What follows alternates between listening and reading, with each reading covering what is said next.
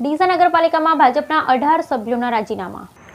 ઉપપ્રમુખ શાસન પક્ષના નેતા સહિત વિવિધ સમિતિના ચેરમેનોએ રાજીનામા આપ્યા। પ્રમુખ મનસવી રીતે વહીવટી ચલાવતા અને સદસ્યોના કામ ન કરતા હોવાના આક્ષેપ। ભાજપ શાસિત નિશાન નગરપાલિકામાં છેલ્લા કેટલાક સમયથી ચાલતો આંતરિક જૂથવાદ હવે સપાટી પર આવી ગયો છે। પાલિકા પ્રમુખ મનસવી રીતે વહીવટી ચલાવતા હોય તેમજ સભ્યોની રજૂઆત સાંભળી તેઓના કામ થતા ન હોવાના આક્ષેપ સાથે પાલિકામાં ઉપપ્રમુખ વિવિધ સમિતિઓના ચેરમેન શાસક પક્ષના નેતા સહિત 17 જેટલા સભ્યોએ શહેર ભાજપ કાર્યાલયે પોતાના રાજીનામા આપ્યા। ડીસા નગરપાલિકામાં 1 વર્ષ અગાઉ બીજા ટર્મમાં ઉપપ્રમુખની વરણી થયા બાદ ભાજપમાં રીતસરના 2 જૂથ પડી ગયા હતા, જેમાં વર્તમાન ધારાસભ્ય પ્રવીણભાઈ માળી તેમજ પૂર્વ ધારાસભ્ય શશિકાંત પંડ્યાના જૂથમાં સભ્યો વહેંચાઈ ગયા હતા।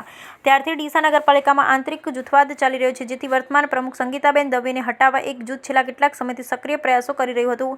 પાલિકા પ્રમુખ મનસવી રીતે વહીવટ ચલાવતા હોવાનું તેમજ સભ્યોની રજૂઆત સાંભળવામાં ન આવતી હોવાનું અને તેમના કામો થતા ન હોવાના આક્ષેપ સાથે છેક પ્રદેશ મોવડી મંડળ સુધી રજૂઆત કરી હતી। ત્યારબાદ છેલ્લા 20 દિવસથી પાલિકા પ્રમુખને ફરજિયાત રજા ઉપર ઉતારી દઈ ઉપપ્રમુખને તેનો ચાર્જ આપવામાં પણ આ નારાજ જૂથ દ્વારા રજૂઆત કરવામાં આવી, પરંતુ તે બાબતે કોઈ નિર્ણય ન આવતા આખરે આજે પાલિકાના ઉપપ્રમુખ શાસક પક્ષના નેતા સહિત વિવિધ સમિતિના ચેરમેન પદે અને સદસ્યોએ ડીસા શહેર ભાજપ કાર્યાલય ખાતે શહેર ભાજપ મહામંત્રી અશોકભાઈ પટેલને પોતાના રાજીનામા સુપ્રત કર્યા હતા। ડીસા નગરપાલિકામાં પ્રમુખ દ્વારા મનીશ્વરી રીતે વહીવટ ચલાવવામાં આવે છે। હું પ્રમુખ હોવા છતાં જનરલ બોર્ડ અને અન્ય કોઈ બાબતે અમને વિશ્વાસમાં લેવામાં આવતા નથી। આજે કુલ 17 સભ્યોએ પોતાના રાજીનામા સુપ્રત કર્યા છે। પ્રમુખે કોઈ વાત સાંભળવા તૈયાર નથી। શાસક પક્ષના નેતા સહિત કોઈ સભ્ય કે સંકલન કર્યું નથી। ચોમાસું હોવા છતાં પાલિકામાં દવા નથી, વહીવટી ખાડે ગયો છે। પાલિકાના નારાજ સભ્યો અગાઉ રજૂઆત કરતા અમે આજે શહેર ભાજપ પ્રમુખ રમેશભાઈ કામકાજ અર્થે બહાર હોય તેઓએ જણાવતા તમામ સભ્યોના રાજીનામા લેવામાં છે, જે અમે પાર્ટીને જિલ્લા ઓફિસ મોકલાવીશું। બ્યુરો રિપોર્ટ ભરત ઠક્કડી, બનાસકાંઠા।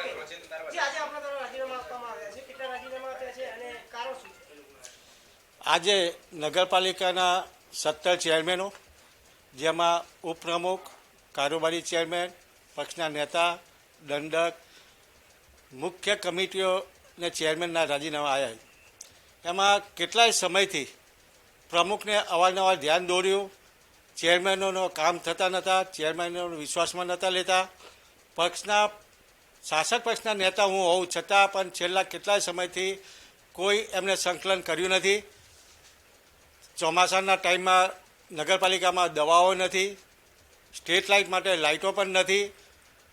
રાજુભાઈ ઠક્કર ગયા પછી આજ સુધી વીજ બિલ ભરાયું નથી। 12.5 કરોડ જેવું વીજ બિલ ચડી ગયું છે અને એ એમના મળતિયા હોય ક્યાં આગળ ખર્ચાવ કર્યા એ કોઈ હિસાબ પણ આપતા નથી અને કોઈના કામ કરતા નથી।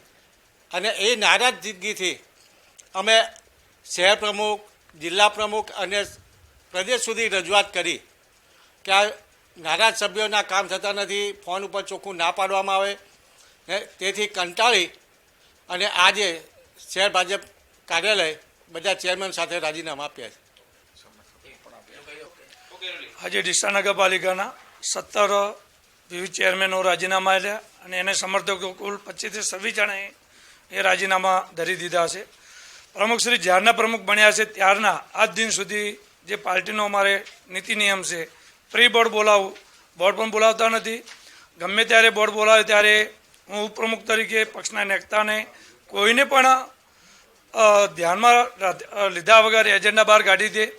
જ્યારે એજન્ડા અમને મળે ત્યારે અમને ખબર પડે છે।